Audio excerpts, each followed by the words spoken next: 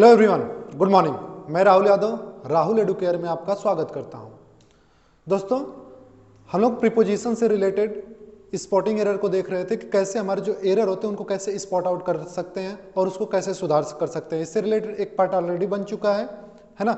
बाकी दूसरी टॉपिक्स पे भी हम लोग देख चुके थे, बट इस पे क्या था कि थोड़ी सी जनरली प्रीपोजिशन के जो टॉपिक्स होते हैं, प्रीपोजिशन थोड़ा सा एक कह सकते हैं कि एक अलग तरीके का उसकी वैल्यू होती है।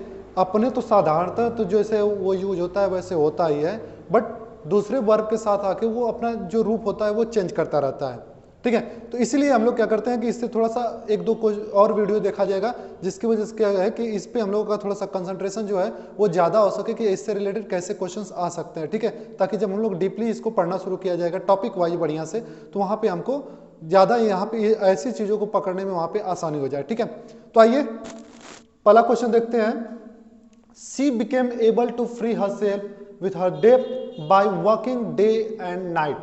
तो ठीक है, यहां पे क्या है आपका she became able to free herself। ठीक है, free herself from her debt। तो देखिए अगर ध्यान से, तो free शब्द जब भी होता है तो इसमें ध्यान रखिएगा कभी भी क्या होता है, free someone from something होता है। मतलब अगर फ्री के बाद कोई आपको ऐसा लग रहा है जो पर्सन हो, ठीक है, तो उसमें समवन मतलब उसके साथ डायरेक्टली लगा देते हैं, और कोई समथिंग हो यानी कि कोई वस्तु हो, कोई भी चीज ऐसी हो जो कि नॉन लिविंग टाइप में हो, तो उसके साथ हम लोग हमेशा फ्री के साथ क्या यूज करते हैं, फ्रॉम का इस्तेमाल करते हैं। ठीक है, या फिर डायरेक्टली हम लोग लिख सकते हैं, अगर ये समवन नहीं हो तो डायरेक्टली हम लोग लिख सकते हैं क्या, फ्री फ्रॉम समथिंग।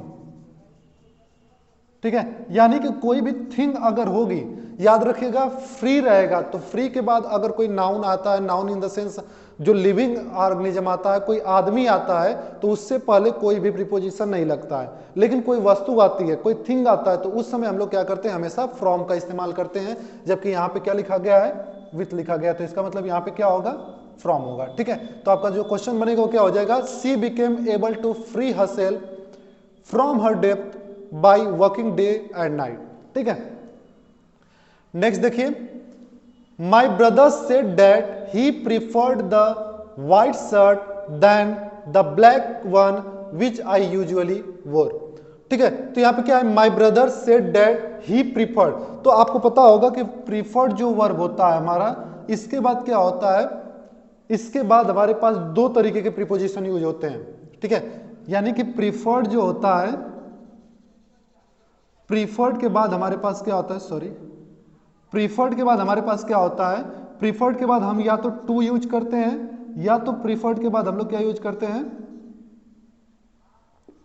प्रीफर्ड के बाद क्या यूज करते हैं, इस समय हम लोग रैदर देन का इस्तेमाल करते हैं, रैदर देन।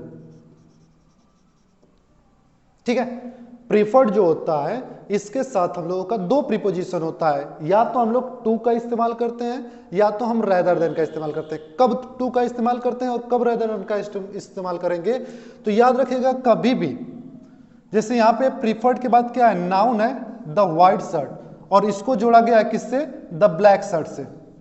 ठीक है, द व्हाइट शर्ट और द ब्लैक शर्ट से इसको दोनों को दिखाया गया है प्रीफर करने का। यानी यहां पे अगर प्रीफर में नाउन होता है या फिर कोई जिरंड फॉर्म, जिरंड भी आपको पता होगा कि नाउन होता है। ठीक है, तो जिरंड फॉर्म आए या फिर कोई नाउन आता है तो हमेशा वहां पे क्या लगता है, हमेशा वहां पे प्रीफर्ड के साथ टू लगेगा। ठीक है, यानी कि प्रीफर के बाद अगर नाउन है या फिर कोई जिरंड फॉर्म है तो वहां पे हमेशा प्रीफर के बाद क्या लगेगा, टू लगेगा। लेकिन अगर प्रीफर के बाद कोई इंफिनिटिव है, क्या है, कोई इंफिनिटिव है, ठीक है, तो उस समय क्या लगता है, रैदर देन लगता है। बात समझ में? जैसे यहां पे कुछ और आ जाए, जैसे अगला क्वेश्चन है भी हमारा शायद वैसा ही। हाँ देखिए, he always insist that he prefers to go home to stay anywhere. ठीक है, तो यहां पे क्या है, देखिए प्रीफर के बाद यहां पे क्या है, टू गो होम, और यहां पे टू स्टे एनीवेयर है, तो ये क्या है, इन्फिनिटिव है। ठीक है, तो याद रखिएगा जब भी प्रीफर्ड होगा तो उसके बाद अगर नाउन हो या फिर जिरंड हो, तो इन दोनों केसेस में हम लोग टू लगाते हैं प्रीपोजिशन। लेकिन जैसे यहां पे इन्फिनिटिव है, ठीक है, तो ये जो इन्फिनिटिव है इसके साथ हम लोग किसका इस्तेमाल करते हैं, रैदर देन का। यानी आपका अगर सेंटेंस ये होगा तो he always insist then he prefers to go home rather than, यहां पे क्या होगा, रेदर देन स्टे एनीवेयर, ठीक है। यानी यहां पे टू नहीं होगा, टू की जगह पे क्या होगा, रेदर देन होगा। बात समझ में आया, टू नहीं होगा, टू की जगह पे क्या होगा, रेदर देन होगा, ठीक है। नेक्स्ट देखिए, glimpses to the religious side of his nature appear in the majority of his plays. तो यहां पे क्या है, तो ये सिंपल सी बात है, जब ग्लिम्पसेस कभी भी आए याद रखिएगा तो उसके साथ हमेशा ऑफ लगता है, ठीक है। सिंपल सा क्वेश्चन है, glimpses of the religious side होता है, ठीक है, नहीं तो glimpse of to the religious side नहीं होता है, ठीक ना। तो सिंपली है। नेक्स्ट देखिए, hardly had we settled down for the night's rest when we were startled by the loud noise being made outside the house, ठीक है। तो ऐसे में देखिए फिर से यहां पे भी जो है फिक्स प्रीपोजिशन की बात है, जब भी स्टार्टर्ड आता है तो उसके साथ हमेशा क्या लगता है, एट लगता है। स्टार्टर्ड आएगा तो हमेशा क्या लगेगा, एट लगेगा, ठीक है। तो ये फिक्स प्रीपोजिशन की बात है, यहां पे ध्यान रखिएगा। नेक्स्ट देखिए, There appears to be very little liaison among the two wings of the party। देखिए लाइसन का मतलब एक तरीके से आप यूज कर सकते हैं वोकैब के रूप में। लाइसन मतलब क्या होता है कि सिमिलरिटी टाइप में होता है, ठीक है, सिमिलरिटी। तो यहां पे क्या हो जाएगा आपका, there appears to be very little liaison among the two wings of the party. तो यहां से आपको समझ में आ रहा होगा कि जो अमंग है इसका इस्तेमाल नहीं होगा, क्योंकि अमंग और बिटवीन दो चीजें होती है हमारे पास, है ना। क्या होता है, एक हमारे पास होता है अमंग और एक यूज हम लोग करते हैं किसका, बिटवीन का। तो आपको पता होगा अमंग जो होता है ये मोर देन टू के लिए होता है, मोर देन टू, जबकि बिटवीन जो होता है वो फॉर टू होता है, यानी कि दो के बीच में। तो जब दो के लिए बीच में होता है तो हमेशा क्या लगता है, बिटवीन लगेगा, और दो से ज्यादा होता है तो अमंग लगता है। और यहाँ पे क्या है, टू विंग्स, साफ साफ बोल रहा है कि two wings of the party, ठीक है। इसका मतलब ये क्या हो जाएगा, ये जो अमंग होगा यहाँ पे क्या लगाएगा हम लोग, बिटवीन। अमंग की जगह पे क्या लगाएंगे, बिटवीन, ठीक है। इसे नोट डाउन कर लीजिए, स्क्रीनशॉट ले लीजिए, फिर हम लोग क्या करते हैं, कुछ और क्वेश्चंस देखते हैं। आगे देखते हैं, sedimentary rocks largely comprised of minute fragments divided from the disintegration of existing rocks. तो यहां पे क्या होगा, देखिए sedimentary rocks largely comprised of, तो ये जो कंप्राइज्ड होता है ना, ये जो कंप्राइज्ड वर्ड होता है, ठीक है, कंप्राइज्ड का मतलब ही होता है क्या, कंप्राइज्ड का मतलब ही होता है कंसिस्ट ऑफ, कंसिस्ट ऑफ, ठीक है। ये कंप्राइज का मतलब ही होता है कंसिस्ट ऑफ, ठीक है। तो यानी कि कंप्राइज के साथ कभी भी ऑफ का इस्तेमाल नहीं होता है, क्योंकि इसका मतलब होता है इसमें, जब इसकी मीनिंग निकालने जाएंगे तो इस वजह से यहाँ पे क्या होगा, ये ऑफ शब्द जो होगा वो नहीं होगा, ठीक है। सिर्फ इतना ही होगा, sedimentary rocks largely comprised minute fragments divided from the disintegration of existing rocks, ठीक है। उसके बाद आते हैं next, found guilty on murder, found guilty on murder the accused men were sentenced to life imprisonment. तो देखिए इसमें क्या होता है आपका, कहीं पे भी गिल्टी शब्द मिल जाए, ठीक है, तो जब भी आपको गिल्टी शब्द मिलेगा तो इसका मतलब जानते हैं क्या होता है, इसको कभी भी होता है तो याद रखिएगा इसके बाद ऑफ होता है, फिर से वो क्राइम लिखा जाता है।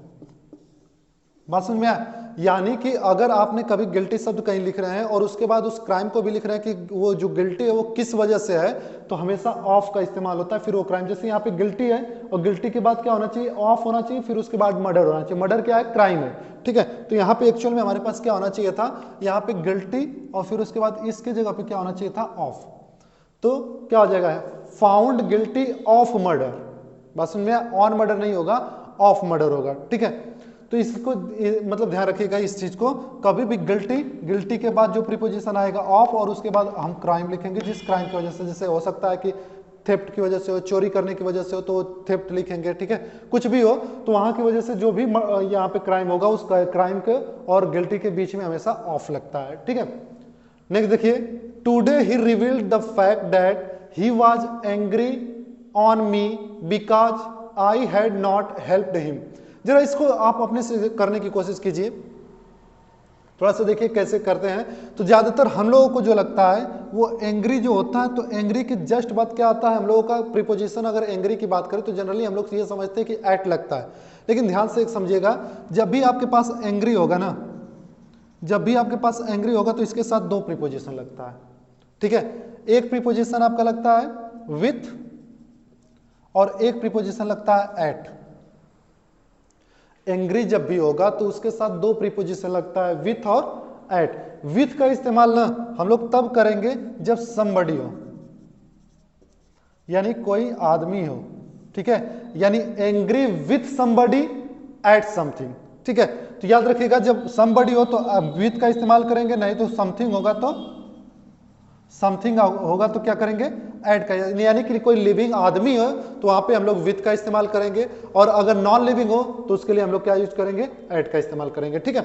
अब यहाँ पे ध्यान से देखिए, तो एंग्री के बाद क्या है, मी के लिए किया गया है, तो मी क्या है, लिविंग है, लिविंग है तो यहाँ पे क्या कराना पड़ेगा आपको, विथ करना पड़ेगा, इस बात को ध्यान रखिएगा। Today he revealed the fact that he was angry with me होगा, न कि एट मी होगा। जनरली जो बच्चे करते हैं वो यहाँ पे उनको लगेगा कि हाँ आन तो नहीं होगा, लेकिन वो फटाक से एट लगाएंगे। लेकिन इसको ध्यान रखिएगा, जब नॉन लिविंग होगा वहां पे क्या लगेगा, एट लगेगा, और जब भी लिविंग होगा तो वहां पे क्या लगाएंगे, आप विथ का इस्तेमाल करेंगे, ठीक है। Next, he looked upon me level eyed for a few moment before he started speaking. जरा इसे समझिएगा,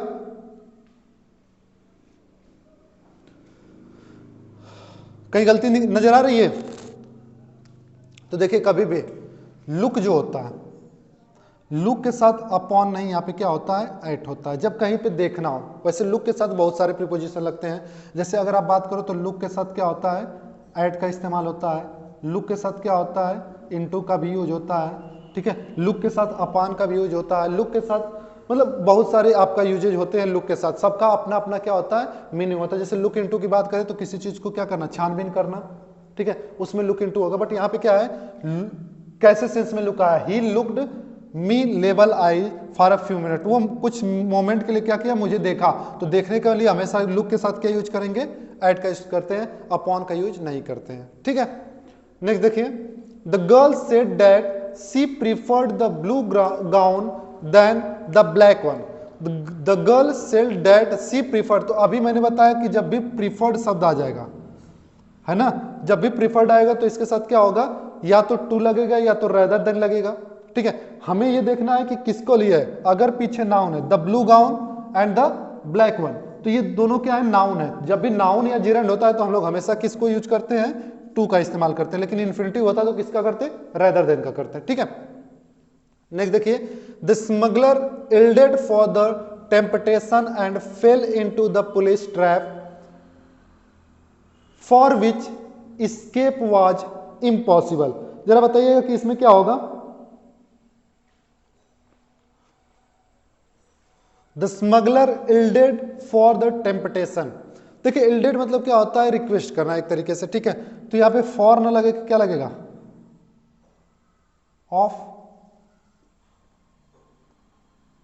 नहीं ऑफ नहीं, टू लगेगा, क्योंकि कुछ भी होता है ना तो इल्ड के बाद ना, इल्ड शब्द जो होता है तो इसमें टू समथिंग समबडी सम कुछ भी हो सकता है, बट इल्ड के बाद हमेशा क्या लगेगा, टू लगेगा, ठीक है। तो इसे देख लीजिए, कैसे लगी वीडियो कमेंट बॉक्स में जरूर बताएं। चैनल पर नए होंगे तो सब्सक्राइब करना ना भूलें, ठीक है। आज के लिए बस इतना ही रखते हैं, नेक्स्ट वीडियो में कुछ और टॉपिक के साथ आते हैं। तब तक के लिए थैंक यू वेरी मच।